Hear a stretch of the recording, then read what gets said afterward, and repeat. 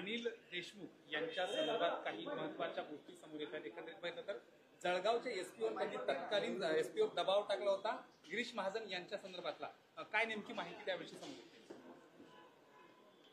खरं म्हणजे आता सीबीआयने जी चार्जशीट दाखल केलेली आहे त्या चार्जशीटमध्ये स्पष्टपणे त्यांनी सांगितलेलं आहे कशा प्रकारे गिरीश महाजनांवर मोका लागला पाहिजे, गिरीश महाजनांवर खोट्या केसेस लागल्या पाहिजे, याकरता वारंवार गृहमंत्री म्हणून अनिल देशमुख यांनी त्या ठिकाणी दबाव टाकला आणि हे गुन्हे दाखल करायला लावले।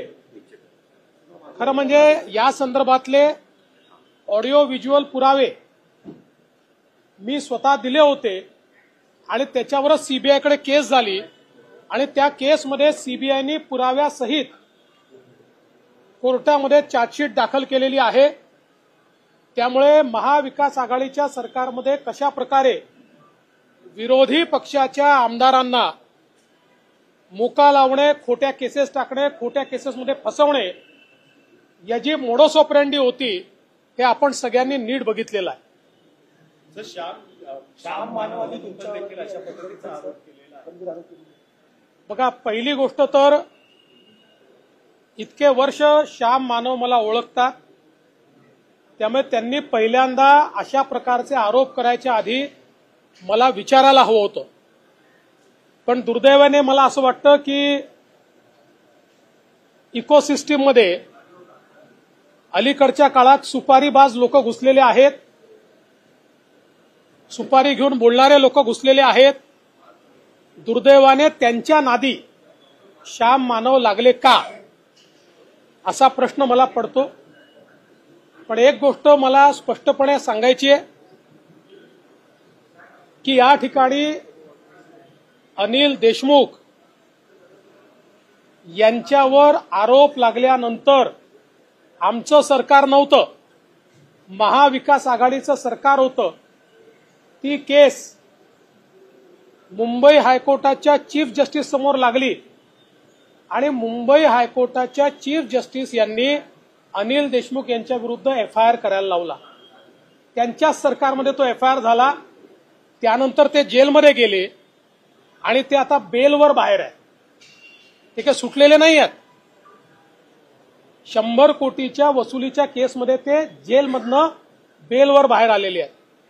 आणि मी एक गोष्ट अतिशय स्पष्टपणे सांगतो, मी आजपर्यंत बोललो नव्हतो, ते सातत्याने आरोप करतायत तरी मी शांत आहे, कारण मी अशा प्रकारचं राजकारण करत नाही, कोणावर डूक ठेवून राहत नाही। पण माझा एक सिद्धांत पक्का आहे, मी कोणाच्या नादी लागत नाही, कोणी नादी लागलं तर सोडत नाही। मी आज तुम्हाला स्पष्टपणे सांगतो आणि माझं त्यांनाही सांगणं आहे, कारण त्यांच्याच पक्षाच्या लोकांनी त्या काळातल्या त्यांचे काही ऑडिओ व्हिज्युअल हे मला आणून दिलेले आहेत।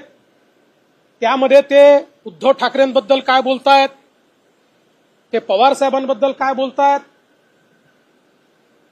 या संपूर्ण जे आरोप आज आमच्यावर लावतायत त्या संदर्भात ते काय बोलतायत, वाझेवर ते काय बोलतायत, या सगळ्या गोष्टी आहेत। माझ्यावर वेळ आली तर मला त्या पब्लिक कराव्या लागतील। मी अशा प्रकारचं राजकारण करत नाही, पण रोज जर कोणी खोटं बोलून या ठिकाणी नरेटिव्ह सेट करण्याचा प्रयत्न करत असेल तर त्यांनी एवढं लक्षात ठेवावं, देवेंद्र फडणवीस पुराव्याशिवाय कधीच बोलत नाही। सर, कल यूनियन बजट आया, उस पर राहुल गांधी ने कहा कि ठाण्यामध्ये 1.5 महिना पाकिस्तानात जाऊन एक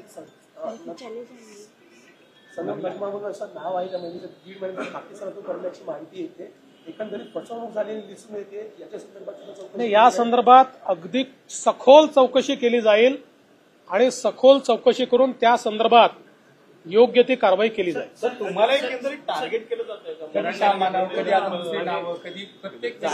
मनोज जरांगे असं आहे। आता मनोज जरांगेंची जी केस आहे ही 2013ची केस आहे। यापूर्वी देखील त्या केसमध्ये त्यांचा नॉन बेलेबल वॉरंट निघाला, तो त्यांनी जाऊन कॅन्सल केला। कुठल्याही क्रिमिनल केसमध्ये जर तुम्ही तारखेवर हजर राहिला नाहीत तर त्या ठिकाणी नॉन बेलेबल वॉरंट निघतो तो नॉन बेलेबल वॉरंट तुम्ही तारखेवर हजर राहिला की तो रद्द होतो. तशाच प्रकारे मागच्या काळातही त्यांचा असा वॉरंट निघाला, तो त्यांनी जाऊन कॅन्सल केला. आता पुन्हा ते तारखेवर गेले नाहीत, त्यामुळे पुन्हा त्यांचा वॉरंट निघालाय. त्याच्याशी आमचा कोणाचाही संबंध नाहीये. ते जर तारखेवर गेले तर जज तो वॉरंट कॅन्सल करतील. आमच्याही बद्दल असे वॉरंट निघाले आहेत यापूर्वी. आमच्यावर अनेक आंदोलनाच्या केसेस आहेत. त्या केसेसमध्ये जेव्हा जेव्हा आम्ही गेलो नाही त्यावेळी आमच्यावर वॉरंट निघाले. आम्ही जाऊन त्या ठिकाणी सांगितलं आम्ही हजर झालो तर ते वॉरंट रद्द होतात. पण मी काही त्यांना दोष देणार नाही.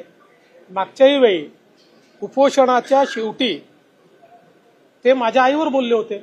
मग नंतर त्यांनी माफी पण मागितली आणि सांगितलं की जरा उपोषणाने माझ्या डोक्यावर परिणाम झाला होता किंवा मला त्रास झाला होता, त्यामुळे मी रागारागात बोललो. आपण असं समजूया की आता उपोषणामुळे पुन्हा त्यांचा संताप झाला आणि ते या संदर्भात बोलले. एवढंच सांगतो ही एक नॉर्मल प्रक्रिया आहे. ज्या प्रक्रियेमध्ये क्रिमिनल केसमध्ये तुम्ही जर हजर झाले नाहीत तर तुमचा नॉन बेलेबल वॉरंट निघतो. तुम्ही हजर झालात की तो वॉरंट कॅन्सल होतो. सर युनियन बजेट आया इकोसिस्टीम कोण चालवतंय नेमकं? कारण सातत्याने तुम्हाला आता टार्गेट केलं जातंय. सरकार असताना फक्त देवेंद्र फडणवीस मी तुम्हाला प्रश्न विचारतो की देवेंद्र फडणवीसला टार्गेट कोण करेल? कोणाला फायदा आहे देवेंद्र फडणवीसला टार्गेट केल्यामुळे? जसं तुम्ही म्हणालात फक्त आणि फक्त टार्गेट एकच देवेंद्र फडणवीस.